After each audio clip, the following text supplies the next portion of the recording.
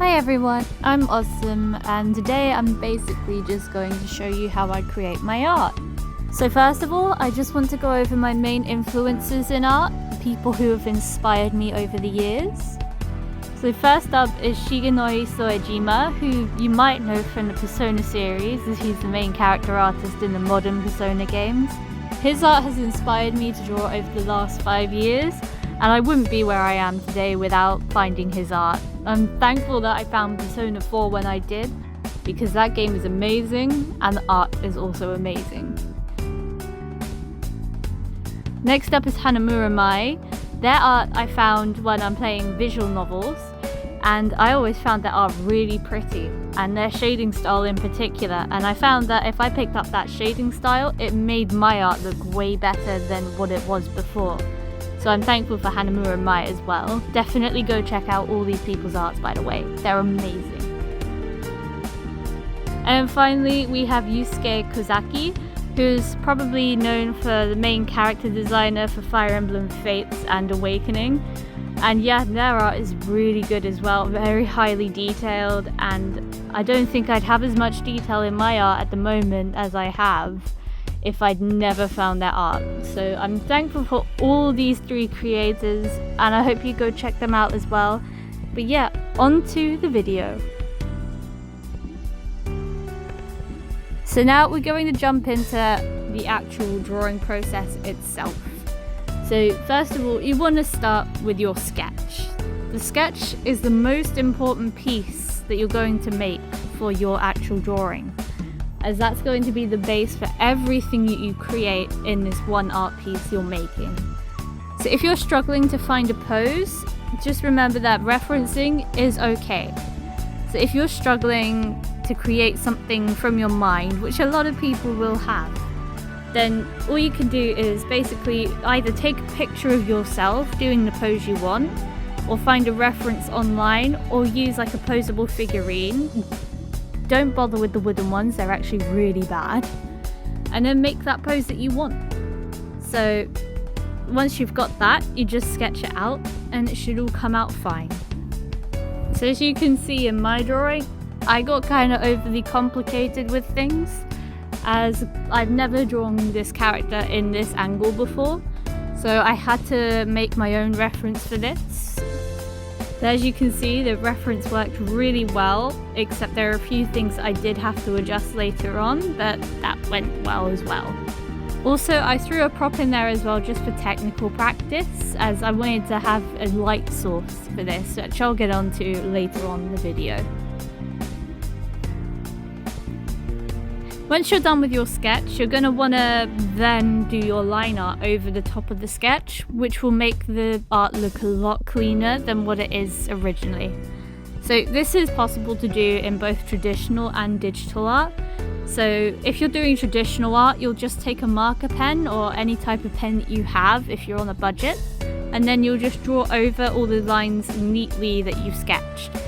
So not every single line, just neatly over the lines that you've sketched out so that it looks a lot cleaner.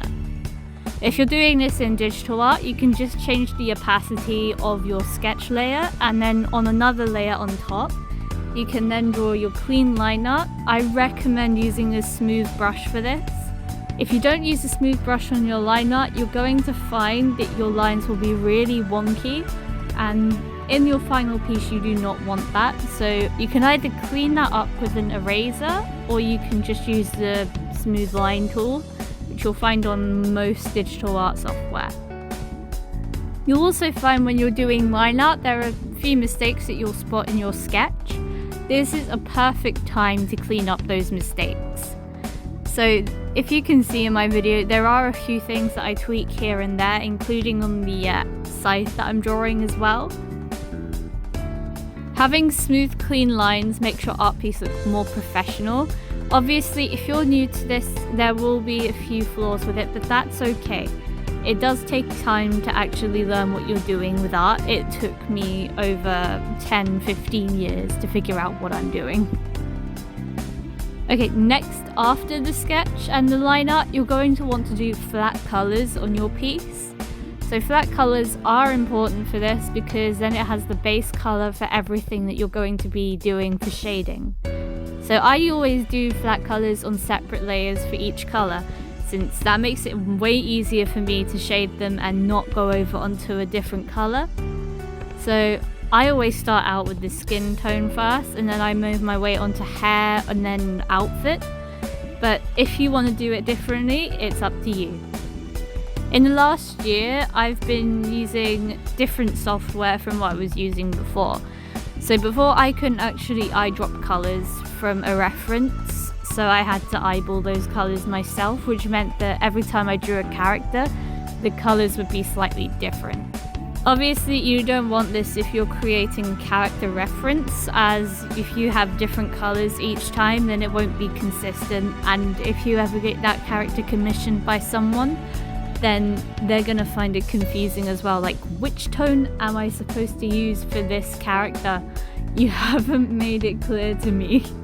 Obviously, if you're using color pencils or markers, you won't be able to do this yourself, like eyedropping the colors. This is strictly for digital art.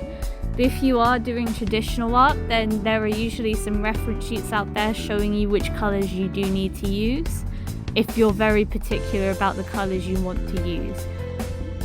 If you are doing traditional art and you want to be particular about the colors you use on a certain character, what I recommend doing is doing a reference sheet and then putting the marker pens in a separate box at the top and writing down what marker they were. So usually on marker pens you'll have a number on them, which tells you what marker pen that is.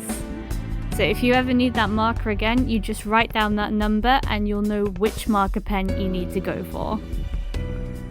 So obviously it will take you some time to be able to get to a level that you're happy with. I mean, as you can see, this is my art from the last 10 years. And you can see that the improvement has been ongoing ever since 2010, 2011.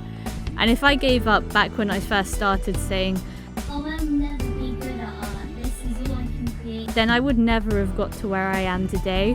And all I'm going to say is just never give up on what you want to do. Even if your art teachers say that you'll never make it an art, just don't listen to them. If you put your mind to it, you will get there. My art teachers had no faith in me, and I just sort of ignored them, did what I want to do, and this is where I am today. So once you're done with your flat colors, you'll then want to move on to lighting and shading, which are probably the most complex things you're going to be doing in digital or traditional art. So the first point you want to do is you want to have a point of reference for your light source. If you don't have a light source, you're going to find shading particularly difficult. So as I started out art, I did not understand anything about light sources. Like, I had a vague idea on what they did, but my art was all over the place, light sources everywhere. It just doesn't look good. Over time, I started figuring out more and more on what a light source was, why it was important, and how you're supposed to use it properly. So I started off by drawing just a little circle in the corner of my art piece and saying, that's my light source, and this is where the light goes, and this is how the shadows will appear on this character.